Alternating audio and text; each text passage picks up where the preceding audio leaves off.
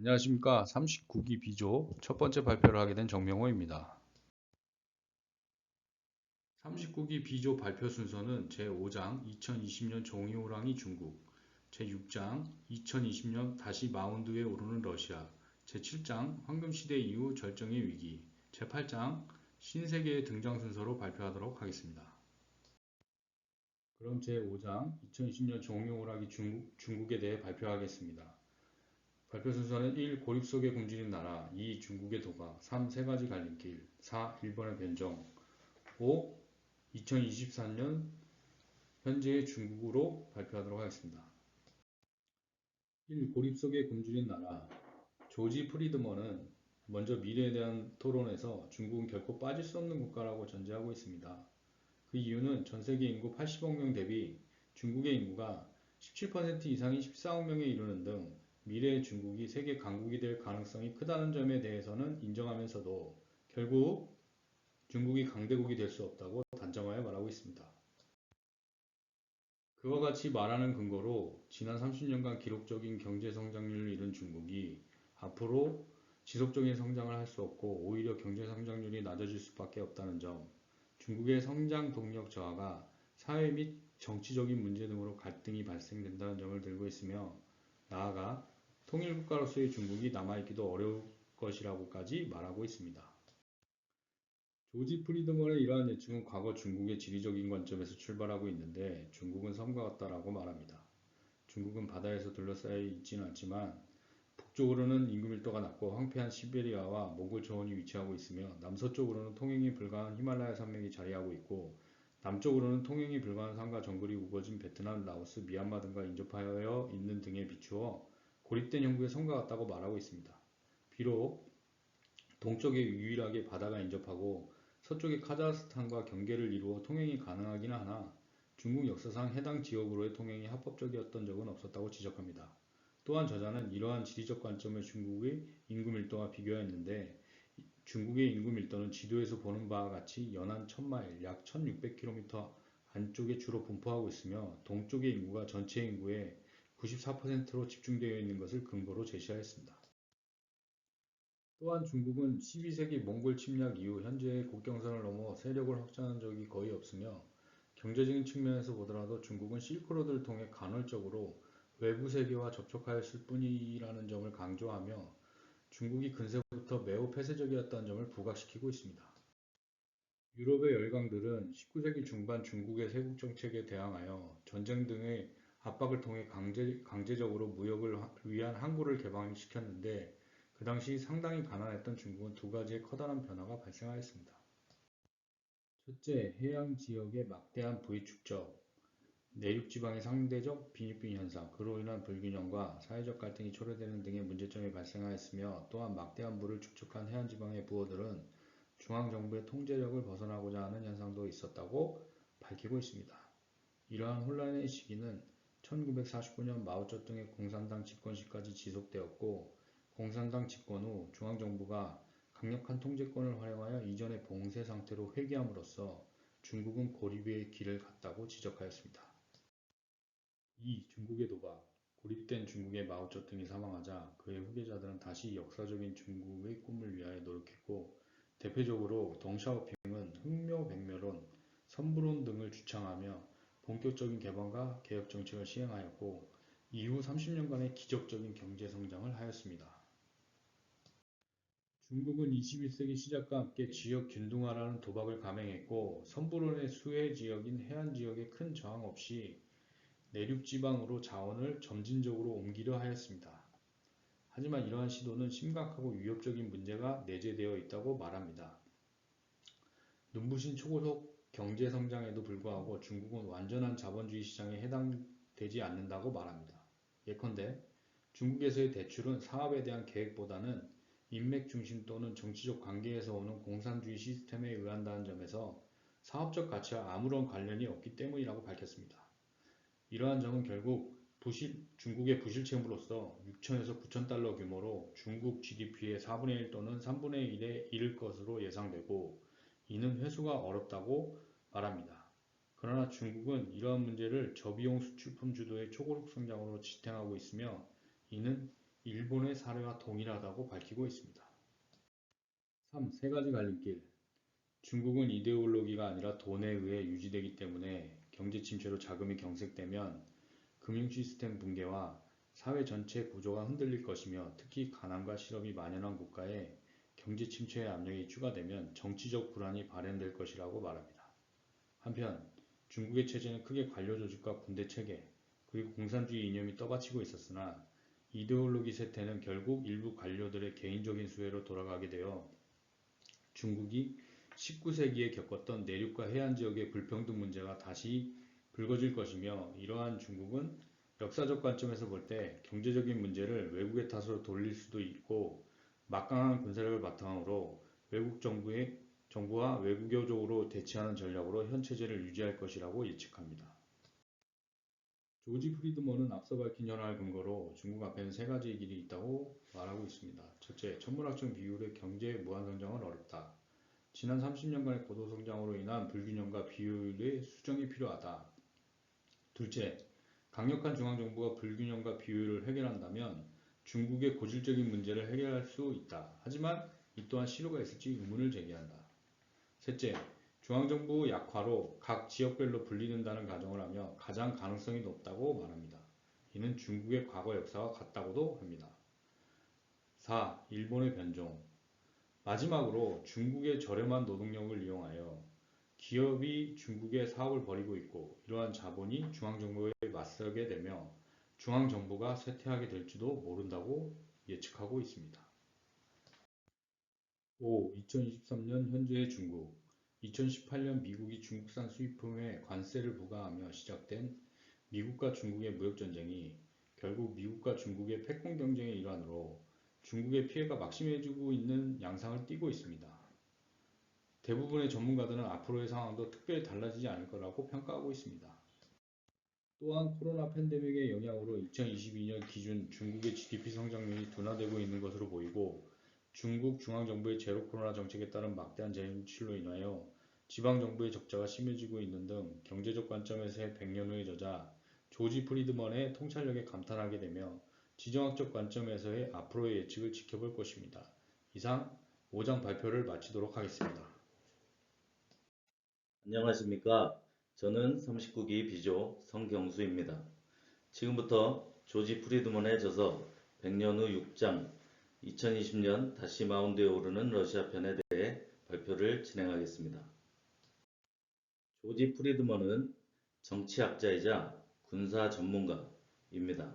그는 전략적인 국제 정치 문제와 세계 지도력의 변화에 대한 연구와 책을 써왔으며 그의 저서들은 국제 정치와 경제 전반의 지식과 인식을 향상시키는 데 큰 영향을 미치고 있습니다. 그는 당시 러시아에 대해서도 남다른 분석을 내놓았습니다. 그의 저서 100년 후 출간 당시는 2000년대 중반으로 서브프라임 모기지 사태로 세계 경제가 어려울 때였습니다.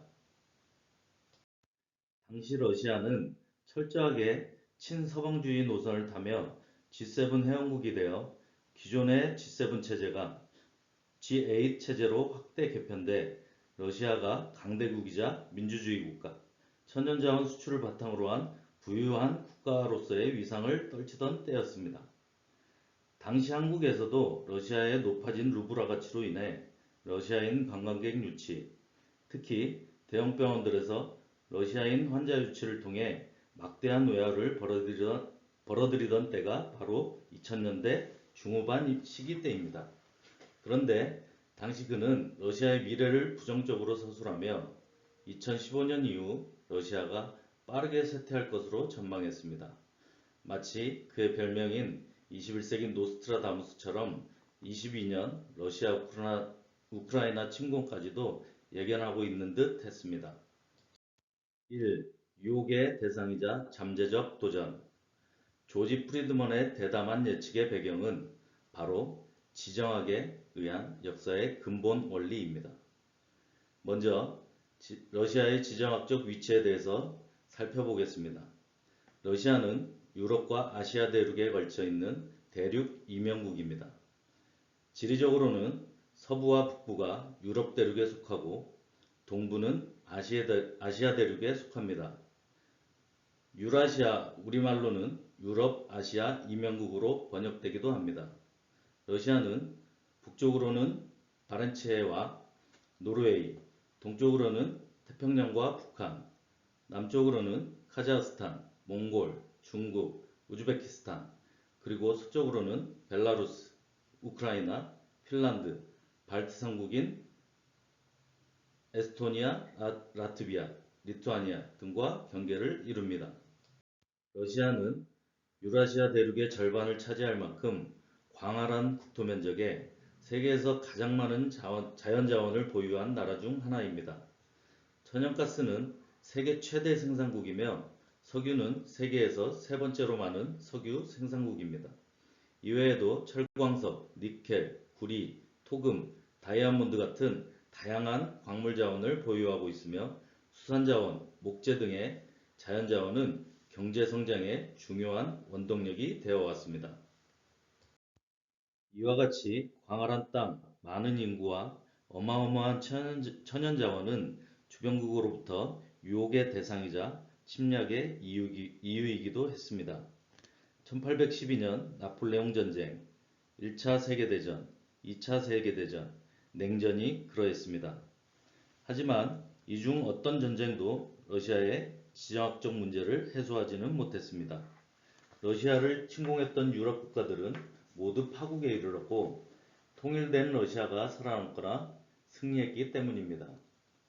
조지 프리드먼은 역설적이게도 러시아의 승리가 러시아에 분할되지 않았다는 사실이 지정학적 문제를 다시 부상케 할 것이라고 말하고 있습니다. 2. 러시아의 숨겨진 동력. 프리드먼은 러시아의 행동과 의도를 이해하려면 근본적인 약점을 알아야 한다고 말합니다. 러시아의 국경은 위험에 직면할 수 있는 곳에 위치해 있으며 이 때문에 언제든 서방 유럽 국가들이 러시아에 쉽게 진입할 수 있습니다. 이를 막을 유일한 장애물은 수도 모스크바가 동쪽 깊은 곳에 위치해 있다는 것 뿐입니다. 프리드먼은 러시아가 소련의 해체 이후 매우 불리한 지정학적 위치에 놓이게 되었다고도 합니다. 러시아 제국 시절과 소련 연방 시절에 위성국가들 즉 발트 3국, 우크라이나, 벨라루스 등이 러시아의 국경에 완충 역할을 하였으나 소련 해체 이후 국경을 보호할 완충지대가 없어지게 되었습니다. 특히 발트 3국의 경우는 독립 이후 유럽연합 및 북대서양 조약기구에 가입하면서 발트해와 연결된 러시아의 제2의 도시이자 무역의 심장인 상트페테르부르크와 불과 100마일도 안 되는 곳에 인접해 있기 때문에 매우 중요한 지역으로 발트 3국이야말로 플래시포인트, 러시아와 미국이 직접적으로 충돌할 수도 있다고 지적합니다. 현 우크라이나 사태는 러시아에게 있어 우크라이나는 반드시 지켜야 할 매우 중요한 전략적 요충지임을 다시 한번 확인해주고 있습니다. 우크라이나가 만약 나토에 가입한다면 러시아의 수도 모스크바는 200마일까지 국경을 마주하게 되므로 자신들의 완충지대 확보를 위해서 크림반도를 침공하여 합병하고 우크라이나까지 흡수하려는 시도를 지속적으로 하게 될 것으로 내다봤습니다. 프리드먼은 이런 지정학적 이유로 러시아는 옛 소련의 위성국가들을 수복하려 할 것이라고 보고 크게 두 가지 근거를 제시합니다. 첫째는 급감하는 인구입니다. 러시아의 인구 그래프를 고려할 경우 현재 1억 4,500만의 인구는 2050년경 9천만에서 1억 2,500만 감소할 것이라고 내다봤습니다. 인구 감소로 인한 국경지대의 공동화와 군사력 약화가 빠르게 진행될 것으로 보고 하루빨리 국경의 완충지대를 안정화시켜야 하는 문제가 대두될 것으로 내다봤습니다. 둘째는 러시아의 산업구조의 변화입니다.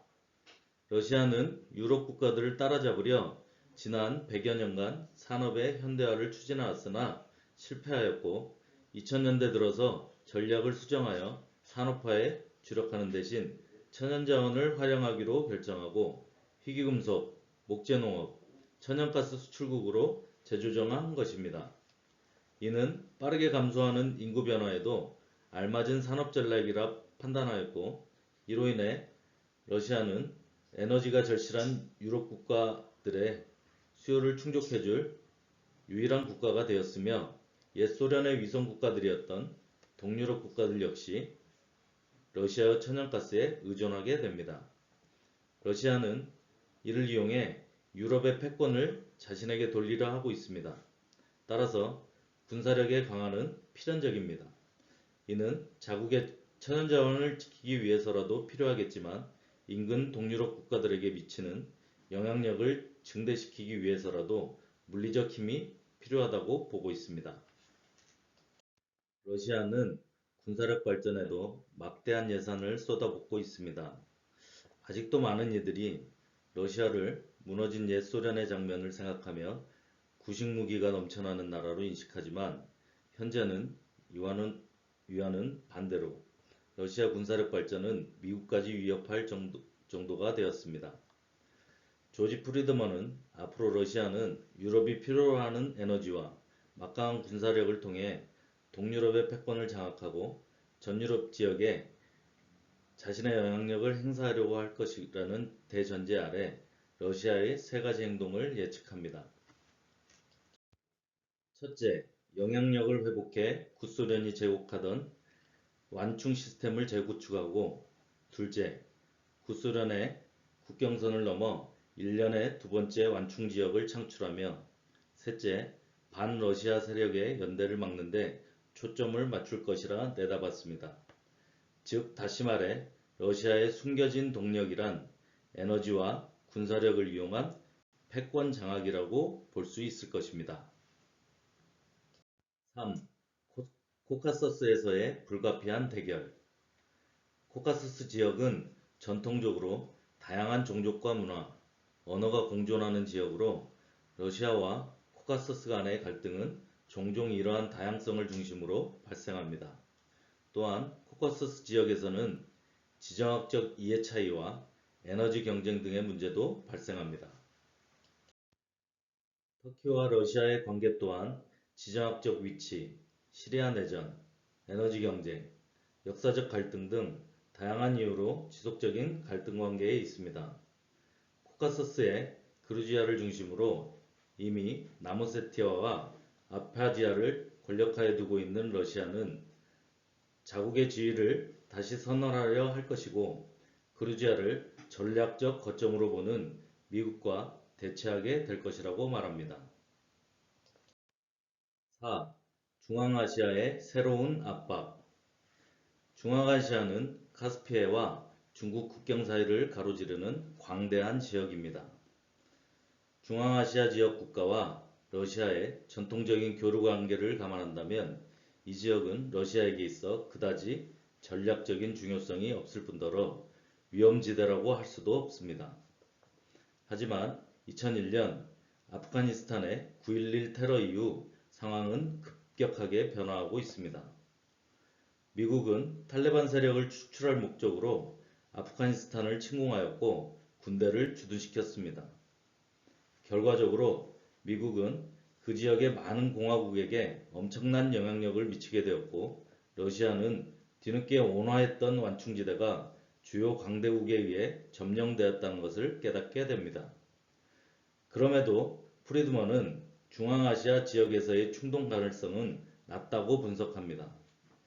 지구 반대편에 있는 미국이 혼란스러운 아프가니스탄, 이란, 파키스탄에 고립되어 저항할 입지가 아닐 뿐더러 이 지역은 미 해군이 접근하기도 어려운 지역이며 중국이 문제를 일으킬 잠재력이 있는 지역이기도 하기 때문입니다.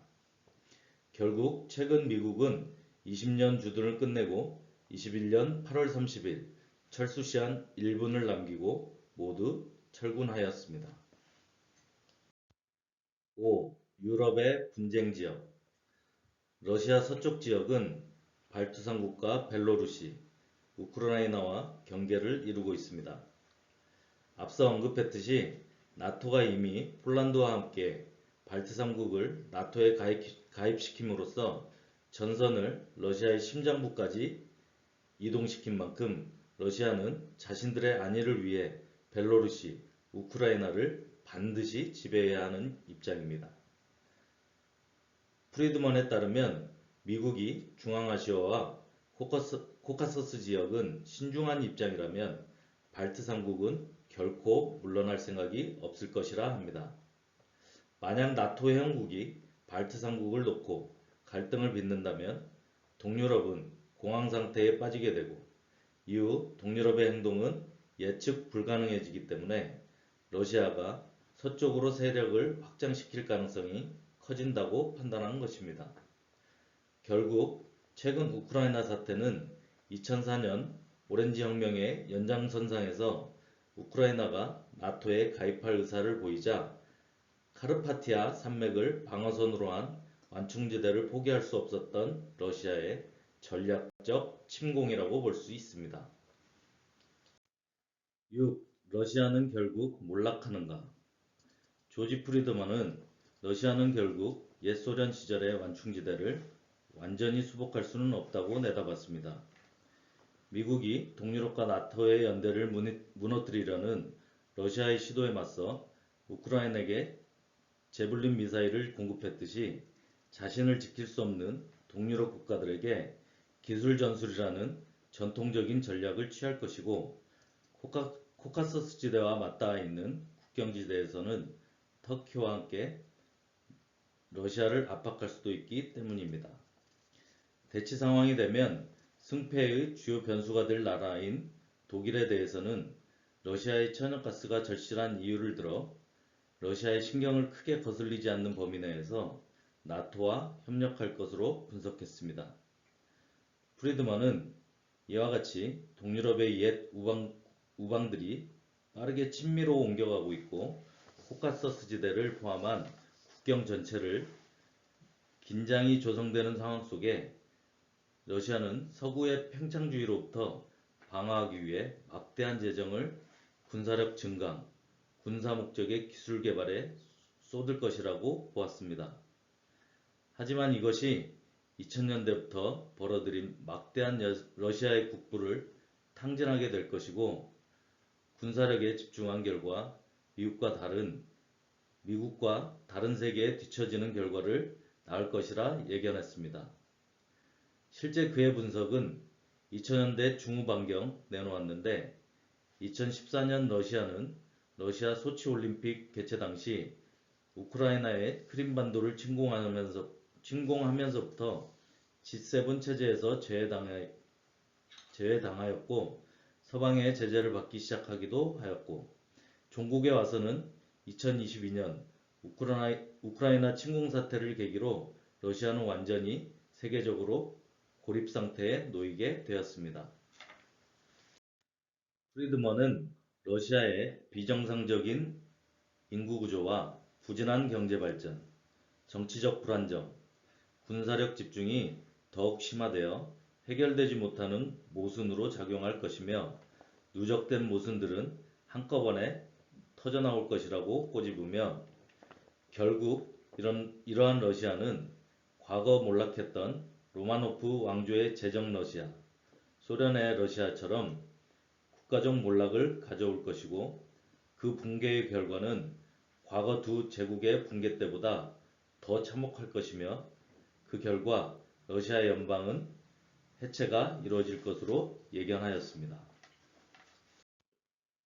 조지 프리드먼은 2016년 YTN과의 인터뷰에서 일본의 쇠퇴와 중국의 인플레이션 현상, 국제 질서의 혼란 속에서 한국은 어떤 준비를 해야 하는가라는 진행자의 질문에 한국은 독자적으로 해결하기 어렵다며 한국의 문제는 지정학적으로 전략적 요충지라는 점과 역의 파트너들과 함께 해야만 한다는 사실, 그 중에서도 유일한 동맹국은 미국밖에 없다고 봤고 불안정하고 불확실한 주변 정세에 대처하는 방법은 최고 열강과의 동맹을 확실히 하는 것이라고 진단하기도 했습니다. 저는 아직도 우크라이나 전쟁이 진행 중인 상황에서 이 책을 읽어가는 내내 무거운 마음이었습니다. 하루빨리 평화와 안정이 찾아오길 바라며 6장에 대한 발표를 마치겠습니다. 안녕하십니까. 조지 프리드먼의 100년 후 7장 황금시대 이후 절정의 위기 부분을 담당한 39기 박진석입니다. 이번 장에서 조지 프리드먼은 미국의 번영과 쇠퇴의 50주기와 앞으로 다가올 2030년의 위기 그리고 기회에 대해서 예견하고 있습니다. 발표와 함께 각 시대의 국면별로 미국의 국제 정세와 상황을 이해하는 데 참고가 될 만한 책들도 함께 간략한 소개와 함께 발표를 포함시켰습니다. 그러면 발표를 시작하도록 하겠습니다.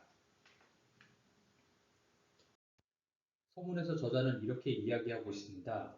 지금까지 미국은 완벽한 4번의 주기를 거쳤고 지금 5번째 주기를 통과하고 있다. 한 번의 주기는 언제나 훌륭한 대통령의 재임으로 시작해 실패한 대통령으로 끝난다. 워싱턴 주기는 존 퀸시 애덤스, 잭슨 주기는 율리시스 그랜트, 러더퍼드 헤이스 주기는 허버트 후버로 끝난다. 그리고 프랭클린 루즈벨트 주기는 지미 카터로 끝난다. 라고 언급했습니다. 각 주기는 미국의 위기 상황에서 훌륭한 대통령이 등장하여 위기를 극복하고 이는 또 다른 위기를 만들어 대략 50년의 주기를 거친다는 것입니다. 정확하지는 않으나 작가는 각 시대의 변환기에는 정권 교체도 함께 이루어졌다고 설명합니다. 건국의 아버지로 대변되는 워싱턴의 주기는 40년이었고 개척자의 시대로 대변되는 앤드류 잭슨의 주기는 48년, 소도시의 시대인 러더포드 헤이스의 주기는 52년, 그리고 산업도시로 대변되는 프랭클린 루즈벨트의 주기는 48년이었습니다.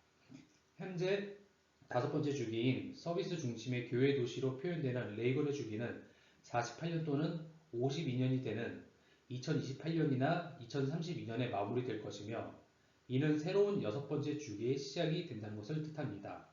따라서 2023년 현재는 5번째 주기를 지나는 과정이며 작가의 주장에 따르면 현재는 위기 상황이 진행 중입니다.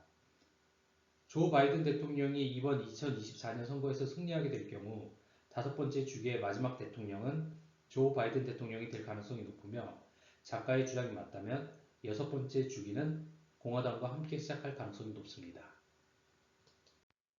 조지 프리드먼은 2030년에 다가올 가장 큰 위기는 바로 고령화와 노동인구 부족이라고 설명합니다.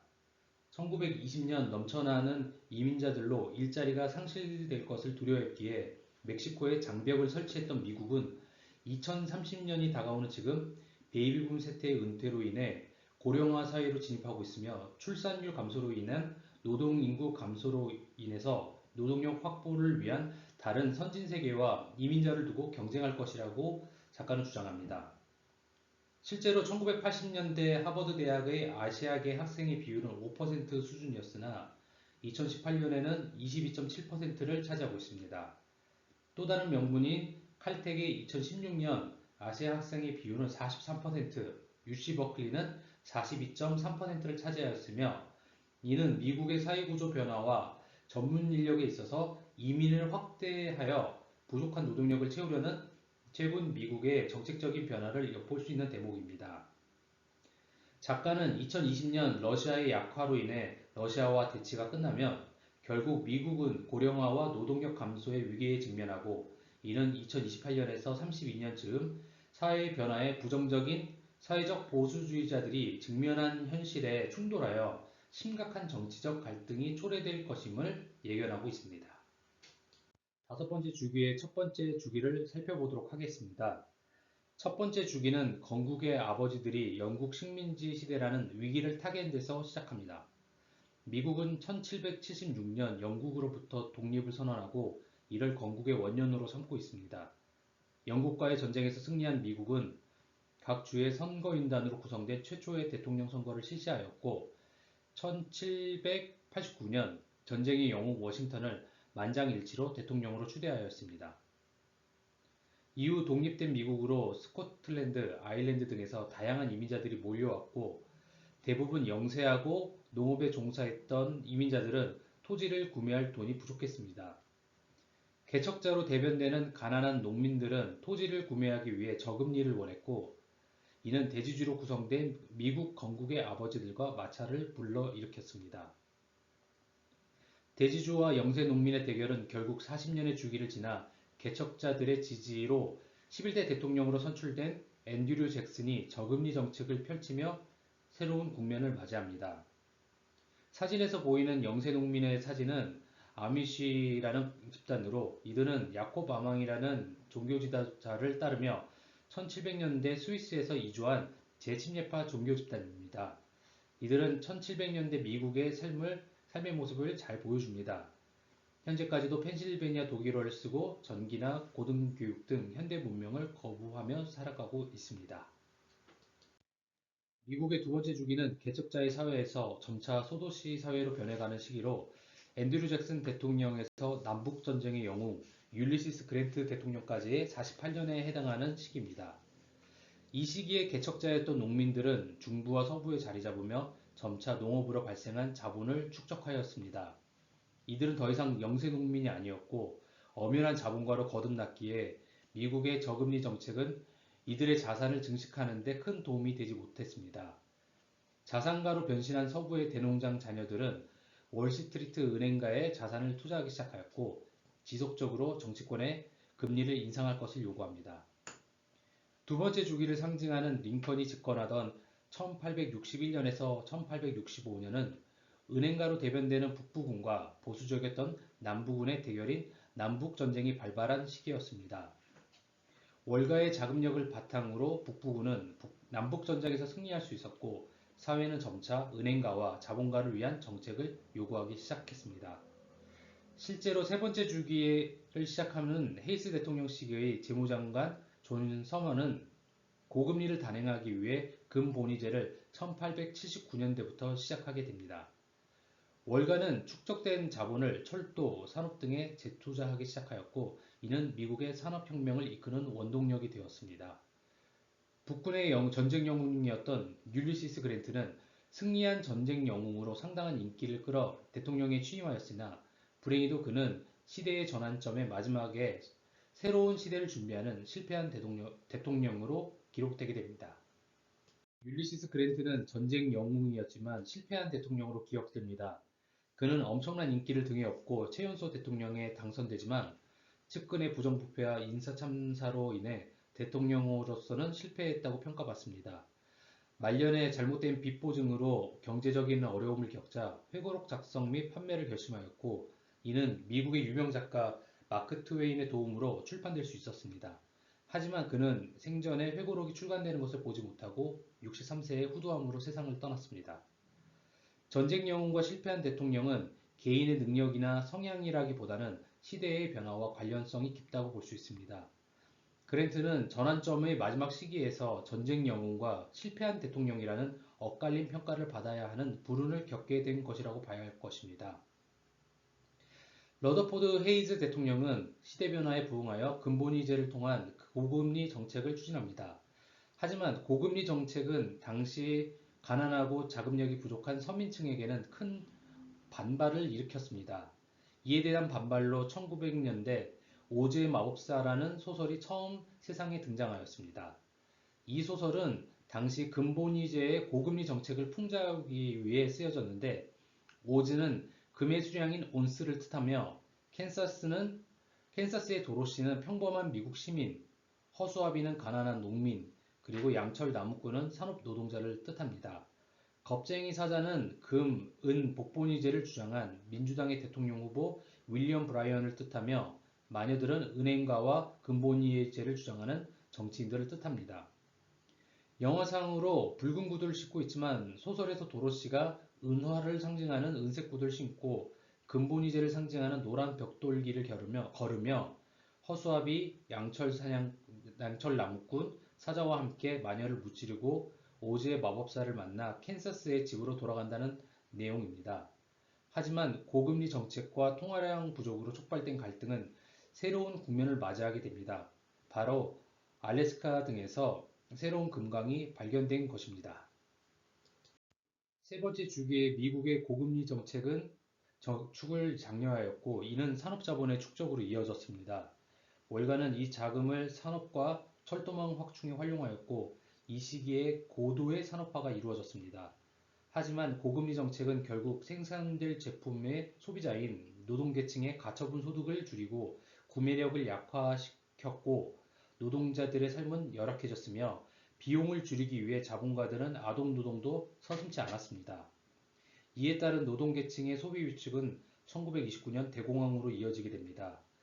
미국은 이러한 대공황을 타개하기 위해 뉴딜 정책 등 새로운 정책을 통해 위기를 극복하려고 하지만 이는 새로운 네 번째 주기의 전환점의 시기였다고 볼 수 있습니다. 대공황 시기와 이를 극복하기 위한 상징적인 정책은 바로 뉴딜 정책입니다. 이 뉴딜 정책의 핵심에는 미국의 최대 건설기업 벡텔이 존재합니다. 벡텔은 코크 인더스트리, 델 컴퓨터, 카길과 함께 미국 4대 가족기업으로 비상장 회사입니다. 창업자 워렌 벡텔은 트롬본 연주자를 꿈꾸던 캔사스의 시골 청년이었습니다. 그는 여성 댄스팀 트롬본 연주가로 활동했으나 성공하지 못했고 오클라호마에서 건설 노동자가 되었습니다. 이후 많은 경험을 쌓은 벡텔은 1925년 본인의 회사를 설립하였고 이후에는 뉴딜 정책의 핵심이었던 후버댐 건설 공사를 수주합니다. 1931년 12개의 건설업체가 모여 중국의 깽단 이름을 딴 식스 컴퍼니 컨소시엄은 현재 가치로 총공사비 7.13억 불 규모의 후버댐 건설 공사를 수주하였습니다. 그의 아들 스티브 벡텔은 아버지보다 더 거칠고 주도 면밀한 인물이었습니다. UC 버클리 시절 동창인 매컨과 동업을 통해 건설에서 미국 석유 플랜트까지 사업 영역을 확장하였고 추후 CIA 국장이 되는 매컨과 자신의 삼촌으로 미국의 경제 정치를 좌지우지하는 비밀클럽 슈로더 은행클럽의 멤버였던 존 심슨 등 막강한 정계 인맥을 적극 활용하였고 이를 통해 사우디의 플랜트, 도시건설 사업과 미국의 대다수의 원자력 발전소 등 다양한 국책 사업대에 뛰어들고 막대한 부를 창출합니다. 2차 세계대전을 승리로 이끈 프랭클린 루즈벨트 대통령으로 대변되는 네 번째 주기는 산업에서 서비스 중심으로 사회의 변화가 이루어진 시기였습니다. 뉴딜 정책의 핵심이 유효 수요를 창출하는 것이었기에 정부는 금리를 낮춰 통화량을 증가시켰습니다. 2차 세계대전 이후 신용대출이 상승하여 소비는 촉진되었으며 고속도로가 확산되어 중산층들은 점차 교외로 이동하였고 주택의 소유는 급증하였습니다. 이 시기에 뉴욕의 도시계획가 로버트 모세스는 뉴욕에 유엔 본부를 설립하고 맨하탄과 브루클린을 연결하는 여러 개의 교량, 그리고 교외 지역인 롱아일랜드와 맨하탄 도심을 연결하는 고속도로 건설을 강하게 추진하였습니다. 이에 따라 롱아일랜드 교외 지역은 부유한 지역으로 거듭날 수 있었습니다. 하지만 1970년대에 가까워오면서 국제정세의 불안과 내부 갈등으로 미국 사회는 극심한 혼란을 겪고 있었습니다. 1970년대 사회변화의 흐름은 미국의 에너지 위기와 깊게 연결되어 있습니다. 다니엘 예긴의 책 더 프라이즈는 이러한 변화를 이해하는 데 큰 도움을 줍니다. 제2차 세계대전 이후 미국의 안보의 핵심은 에너지였습니다. 미국은 중동의 안정적인 석유 확보를 가장 핵심 외교 정책으로 두었고 1960년 이전까지는 미국의 대형 석유 메이저는 사우디, 쿠웨이트 등의 국가들과 수익률을 50대 50으로 반분하고 있었습니다. 이러한 상황을 깬 것은 이탈리아의 엔리코 마테이, 즉 애니의 회장이었습니다. 그는 후발주자로 이란 석유 탐사권 시장에 진출하고자 이란의 국왕 팔레비와 75대 25의 수익 배분을 제안했습니다.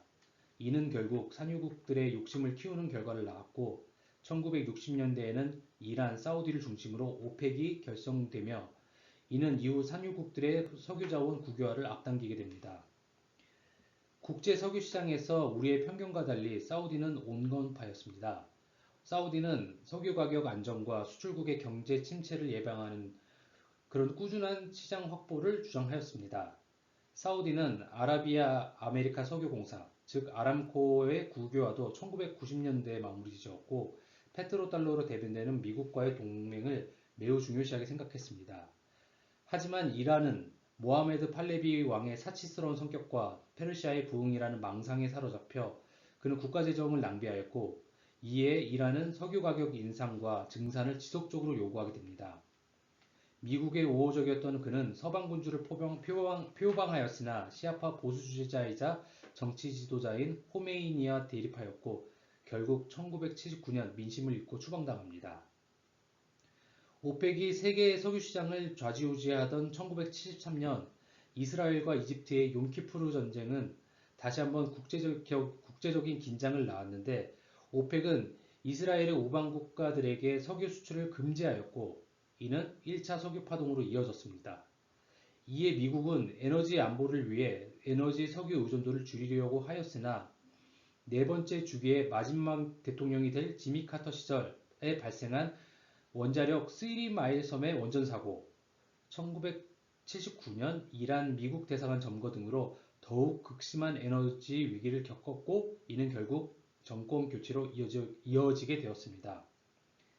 오펙 국가들은 온건했던 사우디의 반대에도 불구하고 1970년대부터 수익을 강화하기 위해 꾸준히 증산을 추진함과 동시에 석유 가격을 인상하였으나 재고는 계속 쌓여갔고 이는 결국 1980년대 저유가로 이어지게 됩니다. 이는 1980년대 말부터 이어지는 미국의 장기 호황의 근간이 됩니다. 레이건으로 시작된 다섯 번째 주기는 지금 끝을 향해 달려가고 있습니다. 레이건은 사진에서 보는 것처럼 미국의 대표적인 소득세 양식인 폼 1040을 줄이는 그 퍼포먼스를 하고 있습니다. 레이건은 지미 카터 시절 70%에 달하던 법인세를 낮추고 감세 정책을 펼쳐 소비는 유지하되 기업의 투자는 촉진하려고자 하였습니다.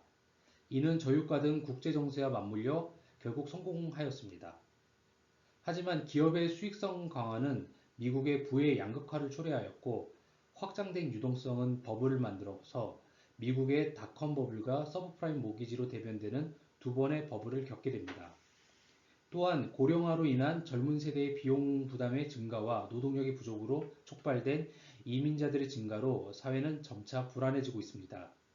미국에서 심각한 정치 양극화가 진행 중인 상황이고 조지 프리드먼은 2028년 또는 2032년의 대통령은 레이건과 비슷한 정책을 통해 위기를 타개하려고 하겠지만 결국 실패하고 새로운 여섯 번째 주기에 진입할 것이라고 예견합니다.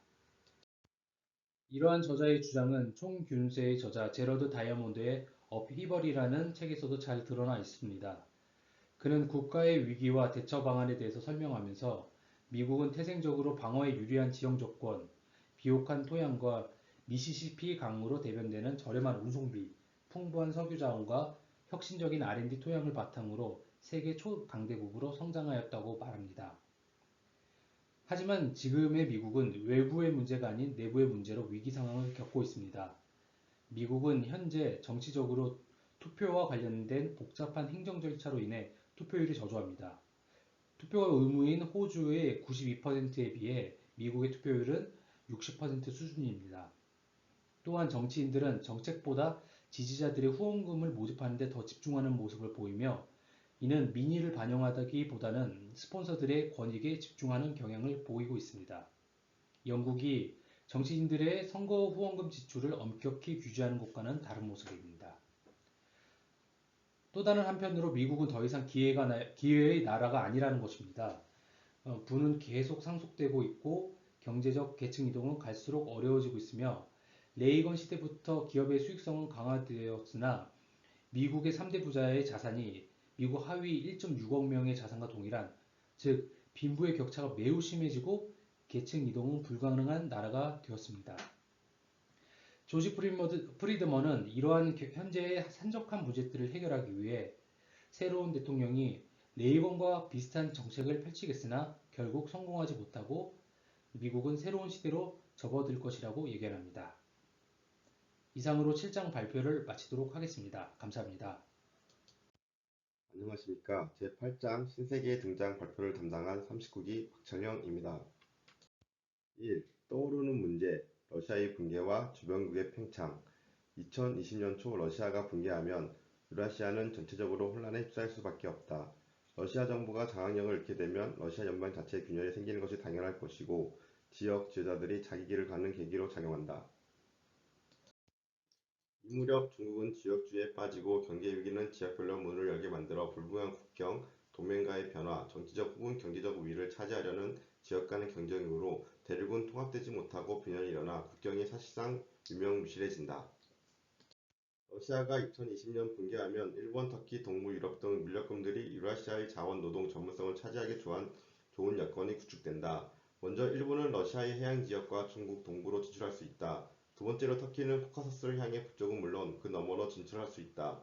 마지막으로 폴란드를 비롯해 발트 3국, 헝가리, 루마니아 등을 포함한 동부 유럽 국가들이 과거의 국경으로 돌아갈 뿐 아니라 향후 러시아로부터 자신을 보호할 수 있는 기회로 여길 수 있다. 히말라야로 고립된 인도는 게임에 참여하지 않으며 아시아의 위상 확대, 터키를 중심으로 무슬림 세계의 변화, 동유럽이 부상하고 프랑스와 독일이 쇠퇴한다. 러시아의 붕괴로 일본, 터키, 동부 유럽은 미국의 우방국이 되어 미국에게 유리해질 것이며 러시아의 위협이 사라지면 각 지역은 자신의 지정 상황을 받아들여 각지의 이익을 위해 움직이기 시작할 것이다. 2. 한국과 일본 그리고 중국의 지정학적 변화, 일본의 부상과 주변국의 견제, 중국과 러시아의 쇠퇴를 기회로 일본은 인력량을 중국에서, 에너지 문제를 러시아에서 해결하려 할 것이다. 노동력 및 천연자원 확보를 위한 경제적 진출을 활발히 하고 국내 문제 타개를 위해 일본을 불가피하게 팽창하며 해양 강국으로서 주변 해역을 통제하려 한다. 이는 미국의 전세계 제해권 전략과 충돌하는 것이며 미일 갈등은 증폭될 것이다. 한편 미국은 일본의 견제를 위해 2030년 이전에 통일할 것으로 보이는 한국을 반일연합의 일원으로 지원한다. 마찬가지 이유로 미국은 중국도 지원하게 될 것이다. 동아시아에서 2차 대전 구도가 재현되면서 일본은 미국이 조성할 반일연합과 미군의 압박에 직면한다. 2040년 일본의 팽창을 견제하기 위한 한국과 중국은 미국과 동맹을 맺을 수 있고 일본은 군사력을 증강하겠으나 지리적으로 고립될 것이다. 일본으로서는 이러한 압박을 혼자서 극복할 도리도 없고 옆에서 도움의 손길을 내밀어줄 곳도 없다. 하지만 기술 변화가 지정학적 변화를 초래하면서 일본이 자체적 연합을 형성할 수 있는 기회가 아시아의 다른 끝에서 등장한다. 3. 태생적으로 유리한 터키, 아랍권의 맹주가 될 터키. 터키는 모든 유라시아 국가 중에서 가장 유리한 지리적 위치를 점유하고 아랍세계, 이란, 유럽, 러시아, 지정 회로의 접근이 유리한 이점을 가지고 있으며 지역 무역의 중심지이자 그 자체로도 생산적인 경제 강국이다. 2007년에 세계 경제국 17위를 차지한 상태에서 꾸준히 성장하고 있고 2020년이 되면 터키는 세계 10대 경제국에 속할 것으로 보이며 경제적 전략적으로 중요한 나라이다. 지리적 요충지자 생산 거점인 터키는 2020년 변하는 아랍세계 맹주로 떠오를 것이다. 터키는 러시아가 발칸반도와 지중해로 나갈 수 있는 길목인 보스포러스 해협을 통제하고 있다는 점에서 미국의 반러시아 전략의 유용한 파트너가 될 수 있다. 러시아의 팽창은 터키의 미국이 원조로 강화할 것이고 미국은 흑해와 발칸반도에서 러시아 견제 및 아랍의 석유권 이권을 터키가 관리하게 할 것이다. 러시아가 붕괴하면 혼란하는 틈을 타 터키는 코카스 지방 경제적 진출을 한다. 이슬람 세계의 분열은 세속 국가를 표방하던 터키의 사상적 변화를 초래할 것이고 터키는 이슬람 강대국으로 차차하게 될 것이다. 단기적으로 터키는 미국의 지원을 받고 협력하며 발전하겠지만 미국은 지역 패권국 존재를 원치 않으므로 장기적으로 충돌할 가능성이 있다. 이처럼 정치력과 경제력 등에 얻은 터키는 다른 전선에서도 지속적으로 도전장을 받고 있는 미국의 실존적 위협이 될 수 있다. 4. 폴란드가 동쪽으로 간 까닭은 구소련의 위성국가 중에서 러시아와 미국의 대치를 가장 적극적으로 반기는 국가는 폴란드다. 평원으로 러시아와 국경을 접하는 폴란드는 나토의 지원을 통해 러시아를 견제하고자 하며 젊고 활기찬 강대국 미국은 폴란드의 뜻밖의 선물이 될 것이다. 동유럽 국가들은 독일과 프랑스가 인구 감소, 나토 붕괴 등으로 힘을 잃어가면서 러시아가 붕괴될 때 더욱 본격적인 외교를 펼칠 것이다. 동유럽 국가들은 2030년 미국의 지원을 연합하여 완충 기대를 위해 벨로루스, 우크라이나까지 진출을 꾀할 것이며 2040년 유럽의 힘의 균형이 동부로 옮겨간다. 2040년 프랑스와 독일은 쇠퇴하며 역사의 뒷길로 접어드는데 이는 미국의 지원이 러시아를 견제하기 위한 동부 유럽에 집중되기 때문이다. 러시아와 미국이 유럽에서 대치하는 동안 폴란드를 비롯한 동부 유럽 국가들은 미국으로부터 경제적 군사적 지원을 받을 것이며 러시아의 균열 이후에 이들은 그동안 미국으로부터 받은 지원을 바탕으로 동쪽으로 진출하게 될 것이다. 이는 독일과 프랑스의 서유럽 쇠퇴하고 폴란드를 위시한 동유럽이 부상하는 유럽 권력 구조의 재편을 의미한다. 그렇지만 프랑스와 독일은 미국에 직접적으로 맞서거나 혼자서 몰아낼 입장은 아니어서 미국이 러시아와 갈등이 끝나고 미국의 관심이 태평양 등 다른 지역으로 돌아갈 경우 프랑스와 독일의 동부 유럽을 압박할 수 있는 기회가 된다. 그것은 순간적인 기회지만 일본과 터키로 인해 미국이 위기감을 느끼면 미국은 당시 동부 유럽에 시적 관심을 가질 것이고 독일과 프랑스의 세력이 다시 등장하는 것을 저지하는 효과를 낳는다. 5. 강대한 공백 그 이유 2010년대 중국 분열, 2020년대 러시아 붕괴로 태평양에서 카르파티아 산맥에 이르기까지 강대한 공백이 생긴다. 그 주변을 둘러싼 작은 나라를 야금야금 혹은 통째로 삼킬 기회가 생기는 것이다. 핀란드는 카레리아를, 루마리아는 몰도바를 되찾고 인도는 티베트 독립을 도우며 대만은 대만 해외에서 세력을 더욱 확장하는 등 침범할 수 있는 기회가 계속 늘어난다. 일본은 러시아의 태평양 지역과 중국으로, 터키는 코카서스와 발칸반도, 아랍으로, 폴란드는 동쪽의 벨로루시아, 우크라이나까지 세력권을 확대한다. 폴란드, 터키, 일본은 미국의 우방으로 지내다가 2030년 지속적으로 힘을 넓힘에 따라 미국과 견제관계로 변하게 되며 특히 강력한 해양국이면서 우주에 상당한 능력을 보유한 일본과 터키의 세력 확장에 대하여 2040년대에 미국의 불편함을 느낄 때 하는 행동을 하게 된다. 그들은 유라시아를 통제하는 그 어떤 세력도 원치 않기 때문이다. 이상으로 39기 비조 발표를 마치도록 하겠습니다. 경청해 주셔서 감사합니다.